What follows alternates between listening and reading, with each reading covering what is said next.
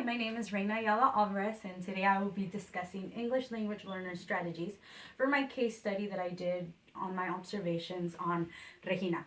Regina is an English language learner. She is currently in kindergarten. She's a newcomer student, which she has recently arrived from Mexico into the United States. She lives with her parents, but in her aunts and uncle's house. She attends a dual language school in which she receives 50% of her education in English and 50% in Spanish. Her previous education was a little bit unstable because her parents are migrant workers, so therefore they move from place to place for agricultural work. So some of her weaknesses are that Regina finds reading, writing, and speaking in English very difficult. She has missed quite a bit of school because of her parents' migrant work. She lacks phonemic awareness in both English and in Spanish, which means she doesn't really know her sounds or her letters in both English and Spanish. She doesn't know how to read or write in Spanish either. She can't communicate well with her peers in her English classroom simply because she doesn't know how to speak English. However, some of her strengths are that her attitude is very positive, enthusiastic when she's in her Spanish classroom. She's an excellent Spanish speaker. She's able to communicate well with her teachers, with her peers. This gives her the opportunity to be more involved, socialize with her peers, and participate in classroom discussions, which she's not really able to do in her English classroom. However, in her Spanish classroom, she feels more confident, more secure in sharing her ideas in class. She's also able to help her non-Spanish speaking peers in the English classroom. She's more advanced in speaking than the rest of her peers, and she works great in cooperative groups. So how can teachers meet some of her needs as an English language learners are through three different strategies. The first one is manipulatives. So manipulatives are concrete objects or representational items that teachers can use to scaffold instruction. So some of these examples are base 10 blocks, dominoes, dice, crayons, anything that can give students that hands-on experience. So scaffolding instruction with manipulatives will provide Regina to be able to achieve tasks that she normally wouldn't be able to do by herself, but with the use of manipulatives, she's able to do it with a little bit of help.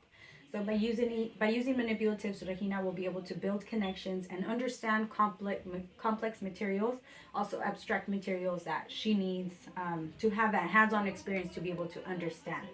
Manipulatives also reach out to students who need to visually see the objects and to be able to touch the objects, which leads me to my second strategy, which is visuals. So visuals connect concepts being taught to something specific that they can see. Some of these examples is teachers providing visuals in their PowerPoints during their direct instruction lessons. Another way that teachers can provide visuals is giving examples of previous work done by other students. This will help Regina be able to understand what she needs to do since she really doesn't understand what the teacher's saying in the English classroom. It gives her examples of what's expected of her, what she needs to do. It also helps her to enhance and inspire new creativity, so she's able to see other students' examples, other students' work, and she's able to build upon that from her own creativity.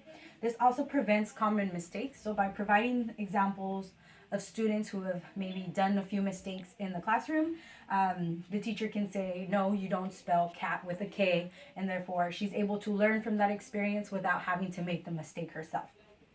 Since Shekina can't really understand English, she doesn't really know when the teacher is instructing, but using visuals can help her know what it is that the teacher wants her to do. So lastly, one of the last strategies that teachers can implement in the classroom is previous knowledge. Using prior knowledge allows students to make connections to what they already know, what they already understand, and implement it into the material that is being taught. Content becomes familiar by spiking personal interest. So when the teacher is bringing up certain lessons, if Regina already knows certain things about this, it'll spike her interest and it'll motivate her to learn more, to share her personal experience, and be able to relate to the topic that's being taught. Since she is a Spanish speaker, using the previous knowledge that she knows from Spanish, it can later be transferred and applied into English. For example, phonemic awareness and decoding words will help her read, write, and everything in English. So these are just three strategies that teachers can implement in the classroom. Of course, there is more. But these are the three that I identified that will help Regina as English language learners. Thank you.